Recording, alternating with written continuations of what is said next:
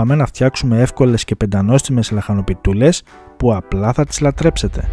Σε ένα μπολ χρειαστούμε 250 γραμμάρια γάλα, 250 γραμμάρια νερό, 3 μέτρια αυγά, 1,5 κουταλάκι του γλυκού αλάτι, 1 κουταλάκι του γλυκού ζάχαρη, 20 γραμμάρια baking powder και κοσκινίζουμε 450 γραμμάρια αλεύρι για όλες τις χρήσεις. Ανακατεύω να ομογενοποιηθεί το μείγμα. Σε ένα ξύλο κοπής κόβω μια κόκκινη πιπεριά,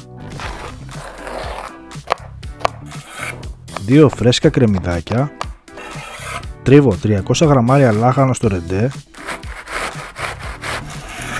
λίγο μαϊντανό και ανακατεύω όλα τα υλικά μαζί. Και τέλος σπάμε 200 με 250 γραμμάρια τυρί φέτα.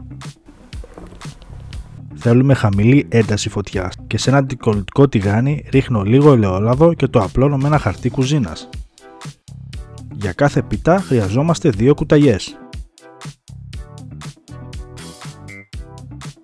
Με τη βοήθεια μιας μαρής απλώνω ομοιόμορφα το μείγμα στην επιφάνεια του ταψιού. Γυρνάμε την πίτα και πατάμε καλά την επιφάνεια για να ψηθεί όμορφα και από τις δυο πλευρές. Κάντε ένα like και μια κοινοποίηση γιατί έτσι μας βοηθάτε να συνεχίσουμε. Για τη σως θα χρειαστούμε 200 γραμμάρια γιαούρτι στραγγιστό, 50 γραμμάρια μουστάρδα. Ανακατεύουμε και είναι έτοιμη να την απολαύσουμε μαζί με τις πιτούλες. Μέχρι το επόμενο βίντεο να περνάτε καλά!